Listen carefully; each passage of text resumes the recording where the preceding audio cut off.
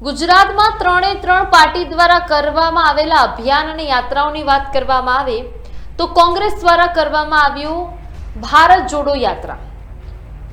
Bharatiya Janata party દ્વારા સદસ્યતા અભિયાન થોડાક મહિનાઓ પહેલા યોજવામાં આવ્યું। હવે આમ આદમી પાર્ટી દ્વારા પણ સદસ્યતા અભિયાનની શરૂઆત કરવામાં આવી છે। એટલે હવે આમ આદમી પાર્ટી પણ યુવા नेताओं छे, युवा आगेवानो छे, युवानो जेटला पण छे गुजरातमां ए लोकोने आम आदमी पार्टी में आववानुं आह्वान करवा माटे आ सदस्यता अभियाननी हवे शरूआत करवामां आवी छे। सदस्यता अभियाननी शरूआत करवामां आवी छे। गुजरात जोड़ो सदस्यता अभियान कांग्रेस द्वारा करवामां आव्युं हतुं भारत जोड़ो यात्रा।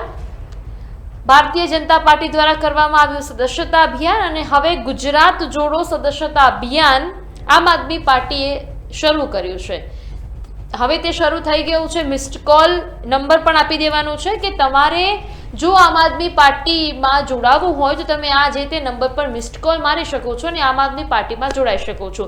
આમ આદમી પાર્ટીના નેતા એવા ઈશુદાન ગઢવીએ પોતાના ફેસબુક હેન્ડલ પર એવું લખીને કહ્યું છે કે ગુજરાતને ભાજપના ભ્રષ્ટ શાસનથી મુક્ત કરી કામની રાજનીતિ સાથે જોડાવા માટે આજે રાષ્ટ્રીય સંયોજક શ્રી અરવિંદ કેજરીવાલની ઉપસ્થિતિમાં ગુજરાત જોડો સદસ્યતા અભિયાનમાં જોડાવ અને દરેક યુવાઓને આહવાન કરવામાં આવ્યું છે। યુવાઓ છે જે યુવાન છે એમને આહવાન કરવામાં આવ્યું છે કે તમે બધા સદસ્યતા અભિયાનમાં જોડાઓ, એટલે કે આમ આદમી પાર્ટીનો તમે હિસ્સો બનો।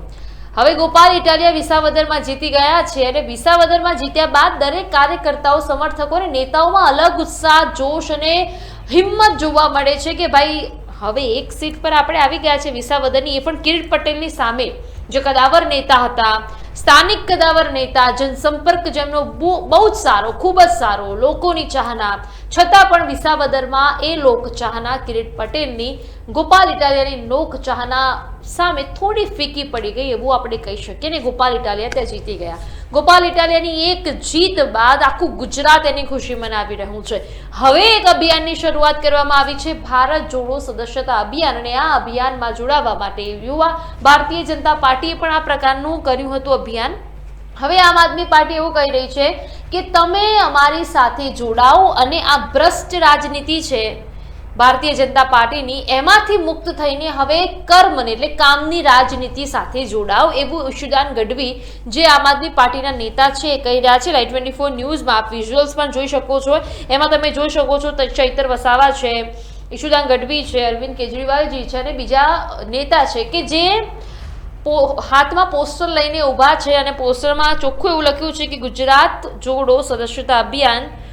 આમ આદમી પાર્ટીમાં જોડાવા માટે મિસ્ડ કોલ કરો, નંબર પણ આપેલો છે। આમ આદમી પાર્ટીના બે બાજુ એનો જે સિમ્બોલ છે ઝાડુ એ લગાવવામાં આવ્યું છે। હવે તમને શું લાગે છે કે હવે એક જીત બાદ શું ગુજરાતવાસીઓ જે આમ આદમી પાર્ટીના એ વિસાવદરમાં જીતેલા ગોપાલ ઇટાલિયાને પ્રેમ કરે છે કે પછી આમ આદમી પાર્ટીમાં જવા જાય છે?